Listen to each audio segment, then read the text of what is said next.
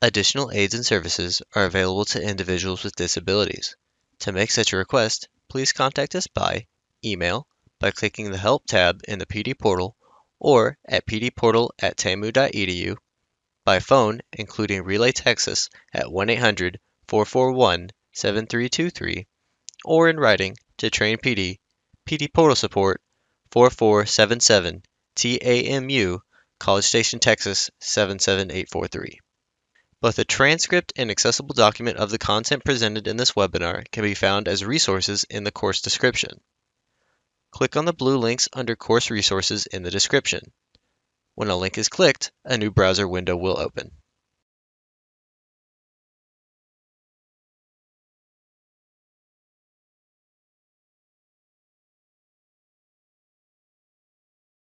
Stella has worked at Grayson College since 2019. She has held a variety of roles in adult education and literacy, including her current position as an English as a second language ESL instructor. Stella has assisted with student intake and registration, testing students, and teaching ABE classes. Coupled with a business and master's degree, Miss Via combines her passions for literacy, public speaking, and helping the students she serves. Stella also uses her service leader mindset to consult for nonprofits and develop projects close to her heart. Welcome to Civic Online Reasoning, Part 1.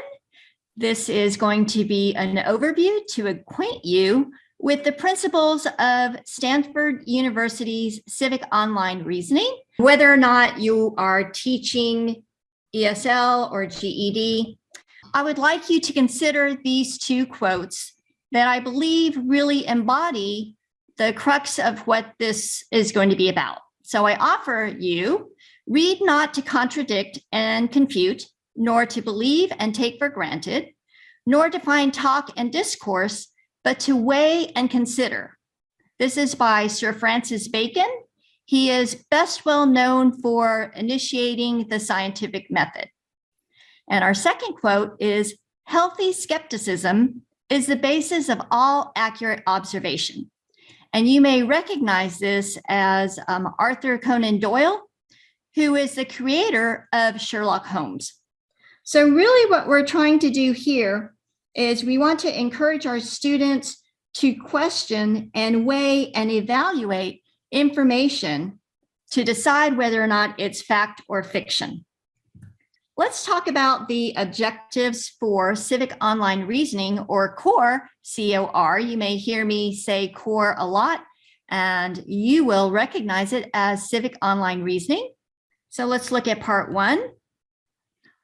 We're going to gain an understanding of the COR online resource, recognize the COR curriculum as a resource for standards-based instruction, and I'm going to provide an overview of the COR lessons and the associated 3 critical questions. So let's look and see what exactly is COR. COR is a free curriculum from Stanford History Education Group that uses targeted questions and lesson plans to help students evaluate online information. And the great part is it is research-based. And why should we use a research-based tool such as COR? We can use it to determine the veracity of online information. We can use it to critically evaluate information.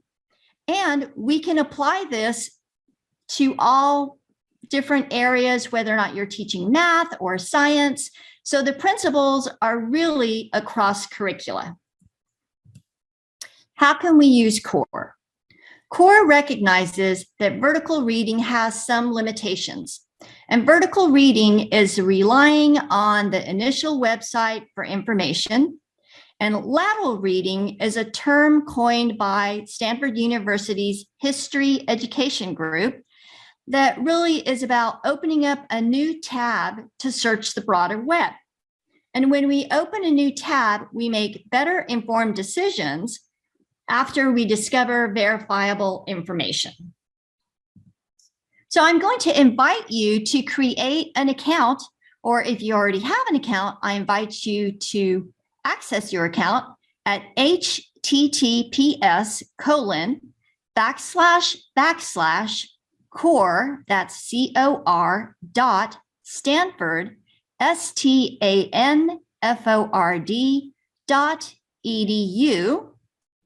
And this is what it should look like when you get into the home page. You'll notice a big button in the center, COR Civic Online Reasoning.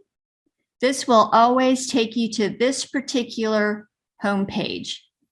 And I use this a lot because sometimes I open up different windows and different lessons.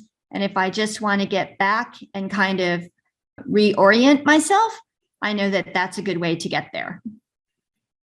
Notice at the top, we have the navigation bar that has curriculum, what's at stake, videos, and research. And then we have our middle button. We have an area here where if we know what we are looking for, we can put in search, your sign in, and then your sign up. And we'll talk about the civics content standards that we as adult educators are very interested in. We can help our students become and stay informed. And under sub-area standard E, we can help them find, interpret, analyze, and use diverse sources of info, including personal experiences. And under the benchmarks number 2, we can help them identify biases and hidden agendas. There are other areas that we can help also using COR, but these are just some that I wanted to share with you today. So we're going to talk about the navigation menus that include research and then the studies that were done for the research based on a need. We'll talk about curriculum. I'll show you where the videos are and then how you can search for something if you know what topic you're looking for. Within curriculum, we'll have videos and we'll have lessons and we'll have collections. And I know that this is going to be an overview, so I'm going to just acquaint you with how to navigate around this new website for you. And then in part 2, we really get in much deeper into the lessons. Students are confused about how to evaluate online information. We all are. The COR curriculum provides free lessons and assessments that help you teach students to evaluate online information that affects them, their communities, and the world. And that really is just the summary of civic online reasoning. Well, for part 1, we're going to focus on research and curriculum and videos. And I invite you to look at what's at stake on your time, but we're not going to view that here. In the interest of time, we're just going to focus on these. So let's look at research.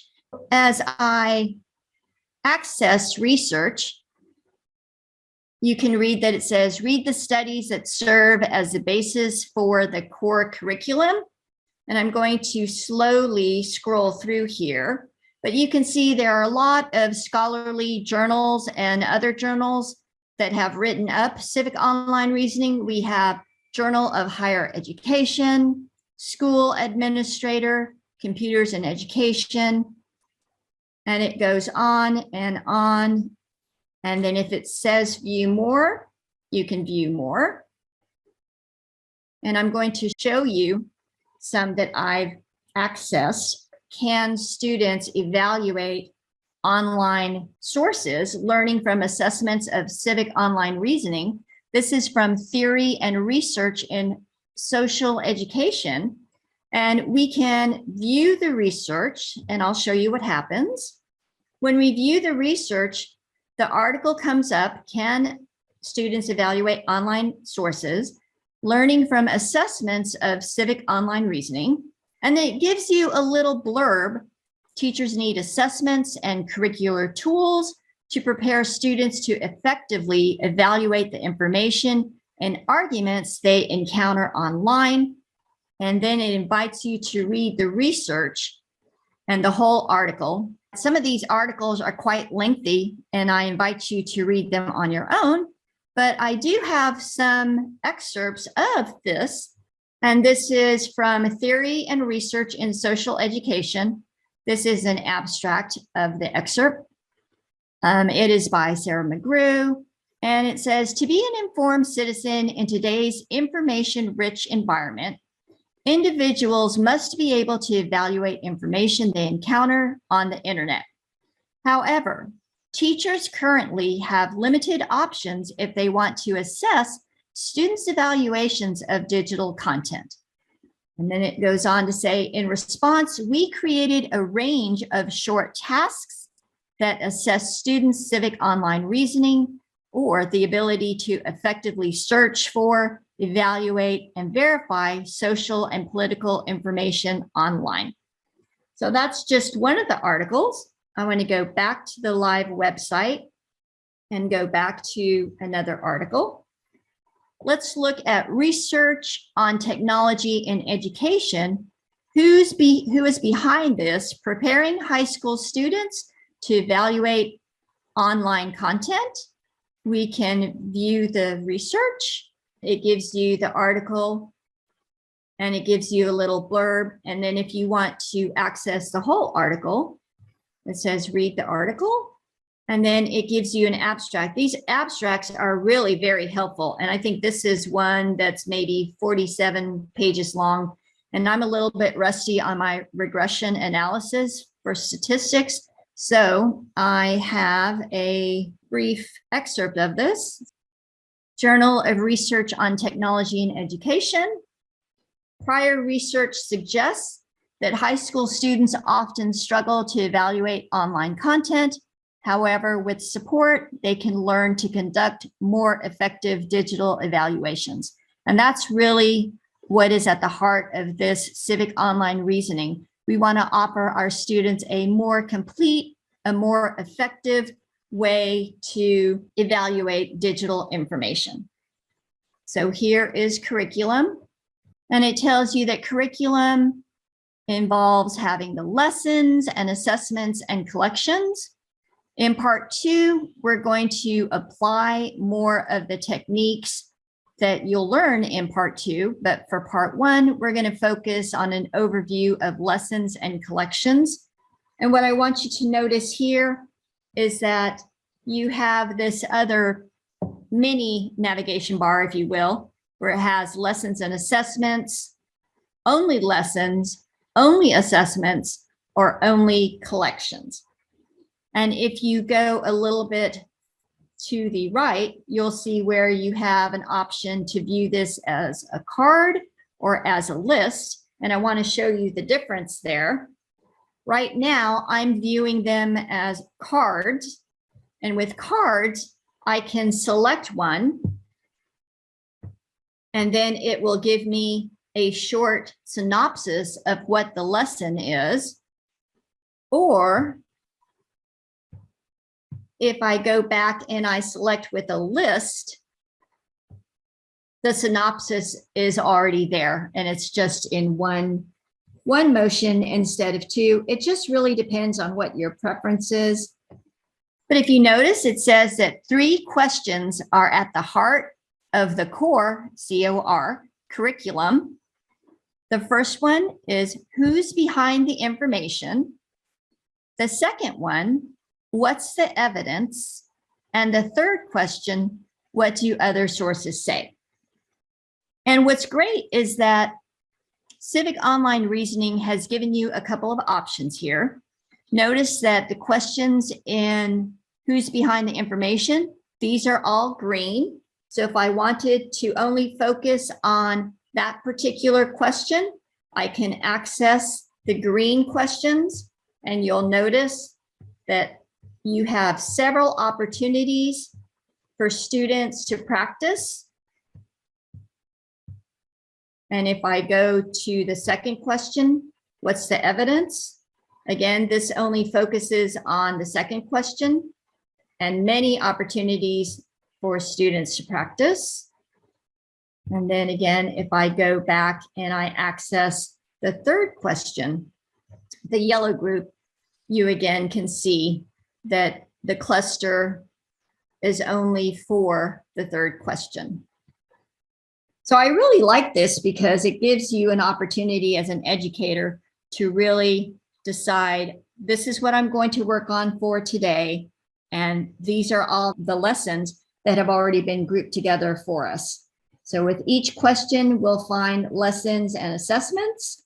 We'll see there's a lot of opportunities for students to practice. And we'll notice each question in the intro lesson, and we'll come back to that. Let's say I'm looking at intro to who's behind the information. And I'm looking at this and I'm deciding that I want to use this as my lesson. And here's a little introduction that tells you, without learning to investigate who's behind the information online, we risk being taken in by sources and arguments that are more complicated or conflicted than we realize. And then it tells you in this lesson, students read arguments about mandatory Saturday school, and that they'll be practicing investigating who's behind the information and how a source's motivation could affect what they present. Let's look at videos. When we're looking at videos, we can access the videos at the top navigation bar. And you can see that there are 3 different categories. We have the skill explainer, classroom example, and the crash course. And so I want to go through here and just show you. And these are videos for educators, classroom examples. These are also videos for educators. It's always good to see what civic online reasoning in a classroom looks like, and then how you facilitate the students through whatever lesson. And then we have crash course. These are videos that are pretty lengthy. These are about 25 minutes long, and they also go over specific lessons. It's great if you want to share this with a student after you've already introduced the topic and after you've already viewed the videos suggested for an educator. I've showed you where the navigation menu is. I've showed you where the research is and how you can access different research articles, curriculum, and what's included there in the lessons and in the videos. Here are the recommended videos for instructors: Intro to COR, COR in the classroom.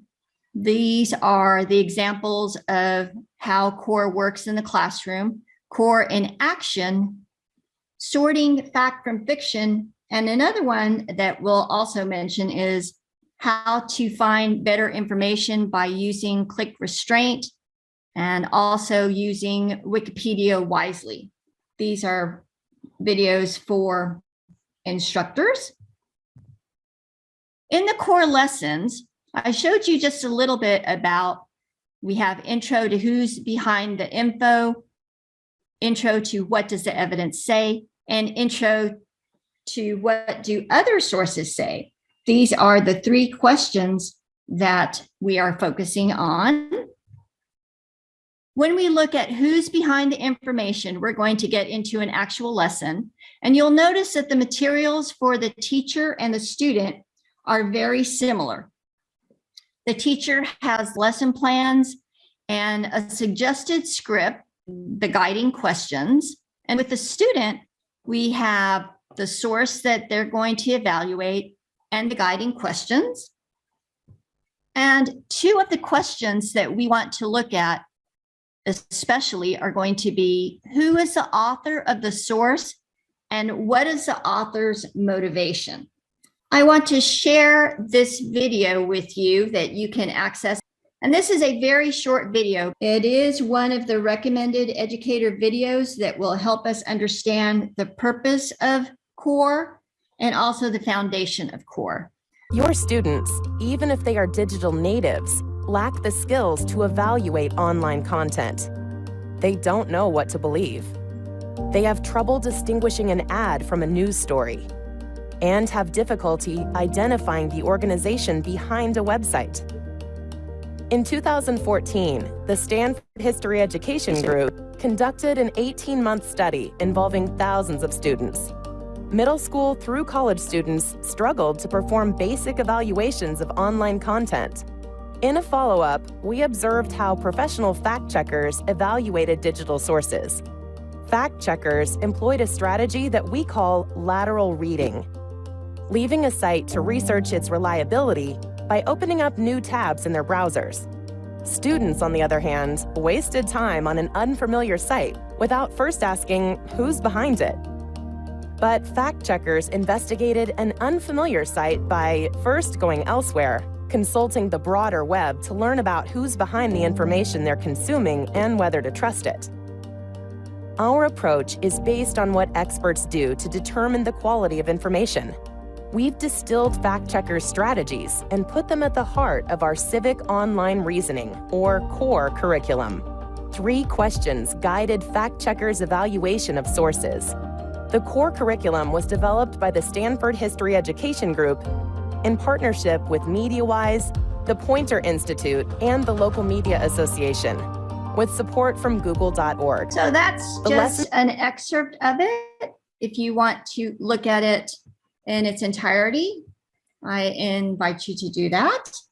But again, it goes back to tell you that this is really initiated by research, and they did the research because they found a need that students really didn't have a current way of evaluating online information in a more complete way. So let's move along and let's preview some lessons. Intro to Who's Behind the Information Saturday School. I read a little bit about this, that the students are going to practice and understand the importance of investigating who is behind the information and how a source's motivation could affect what it presents. Notice also, this is really handy. I don't know about you, but I always like visuals, especially for my classrooms. So you can access a free poster with the 3 questions on it. Let's look at teacher materials. Simply click on access. It shows you at the top, intro to who's behind the information, Saturday school lesson plan. It gives you the essential question, who's behind the information. Notice the structure, the way it's set up.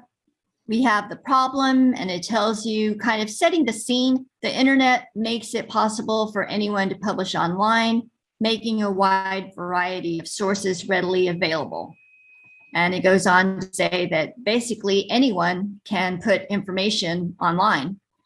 In this lesson, students will be introduced to the importance of considering who is behind the information. And in this case, they're going to evaluate whether or not mandatory Saturday school is feasible, and then what resources they'll need to evaluate that. This is an important note under where it says, please note, it says the sources included in this lesson are fictional accounts that SHEG, or the Stanford History Education Group team, has created, often citing real sources as evidence. We've done this to help students zero in on the most salient aspects of evaluating each source. And in this way, we can support students to develop new reasoning skills without overburdening them with complicated content that requires background knowledge. So that's always helpful, because we don't need to worry about giving a lot of background information when we're going through these lessons and exercises, because they've already done that for us. If we continue to move along, we can see the materials. It tells you that you'll have copies of sources and the guiding questions for the students. And then it does give you a guide. We encourage educators to watch Introduction to Civic Online Reasoning and Civic Online Reasoning in the Classroom before teaching the lesson. And then a special note, please note that these videos were created for teachers, not students. And showing students these videos may compromise the lesson. So we want to view them as educators, and then maybe share the crash course to emphasize what we are learning about. Moving along, we see the lesson plan. It's very well set up.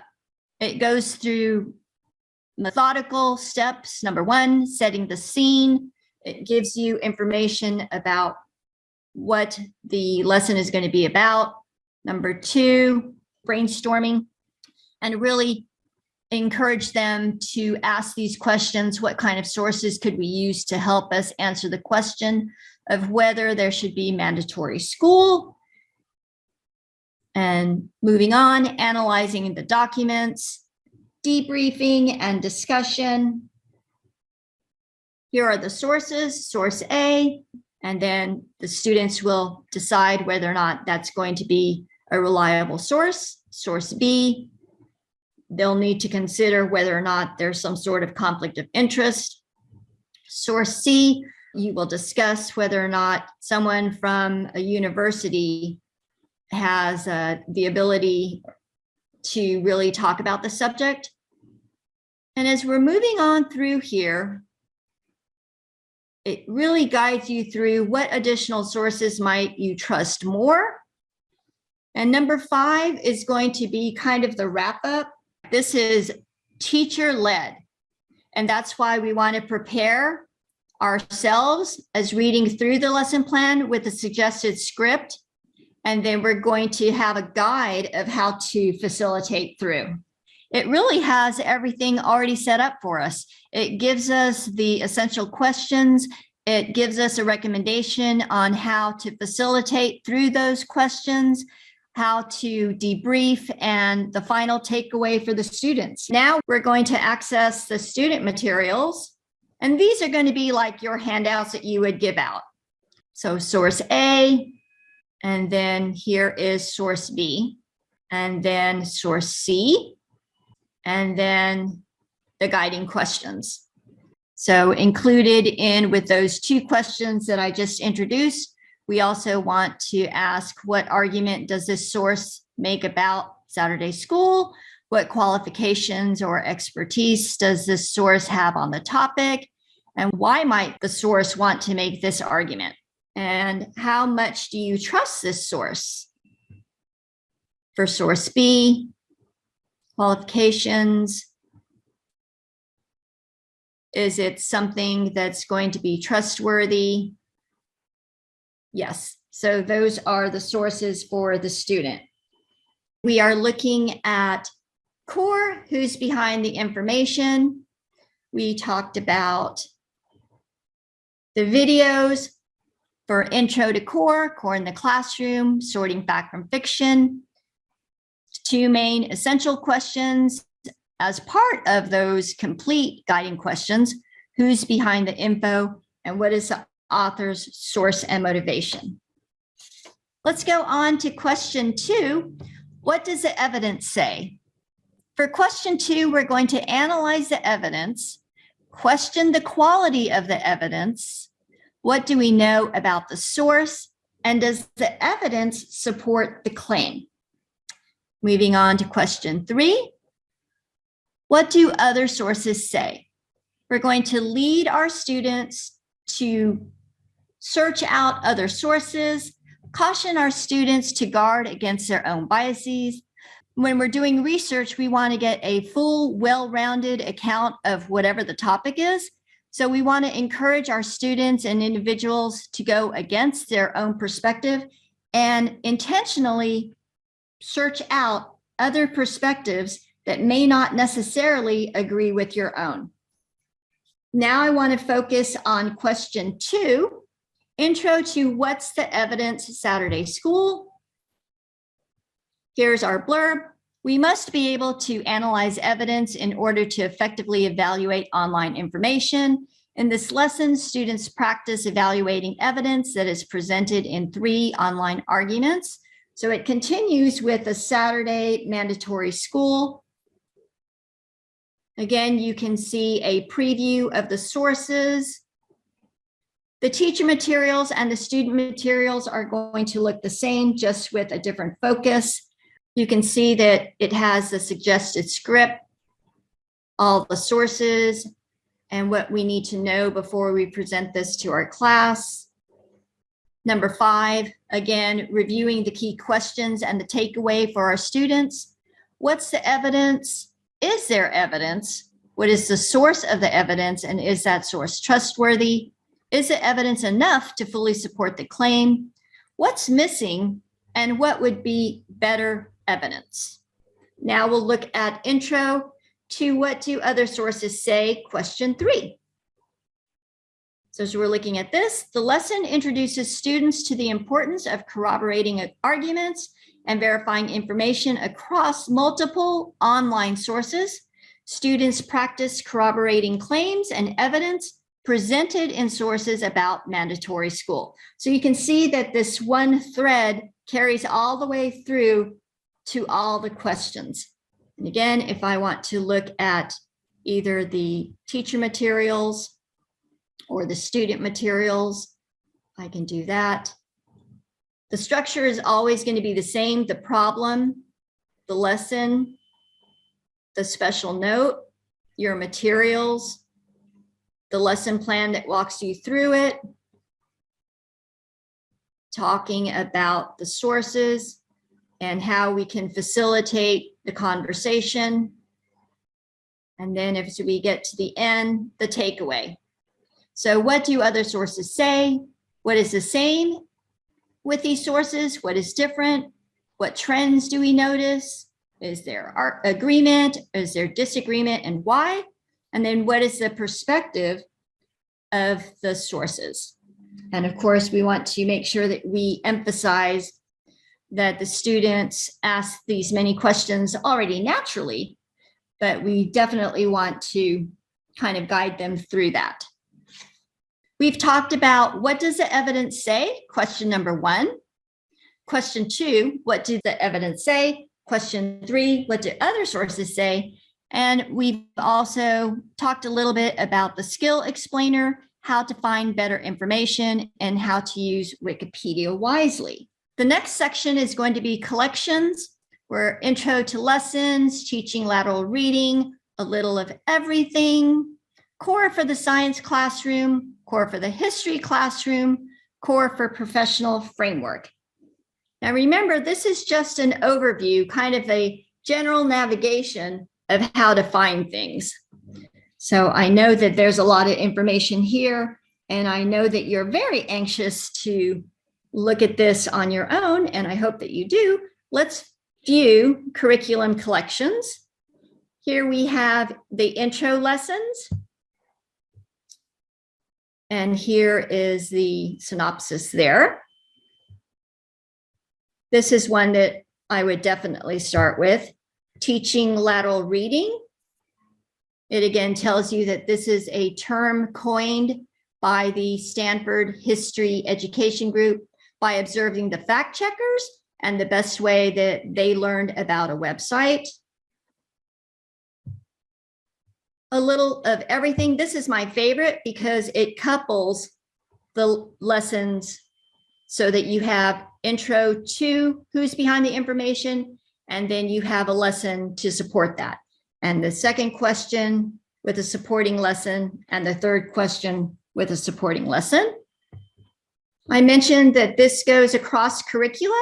So you see COR for the science classroom, COR for the history classroom, and the only difference is going to be that the questions are going to be focused on science or focused on history. And the last one is COR for the professional learning framework. And that's really an educator's lab. They give you a source and you get together with other educators and you evaluate it and you talk about why a source is trustworthy and how you came to that conclusion. And so just as a quick review, we have helped you gain an understanding of COR online resource. We've helped you recognize the COR curriculum as a resource for standards-based instruction. And now you have a takeaway of the COR lessons and the associated 3 critical questions. Thank you all for spending time with us. We hope you enjoyed this pre-recorded webinar. After you have passed the final test with a score of 80% or greater and have received your certificate of completion, please take a few moments to complete the course evaluation. Participant feedback helps Train PD at TCOL continue to provide high-quality professional development. To leave a course feedback, please go to the completed portion of your transcript. To do this, hover over the My Learning tab and select View Your Transcript. Click on the drop-down arrow next to the word Active and select Completed. Then, click Evaluate in the drop-down menu next to the course you just completed. Please note that your feedback is greatly appreciated.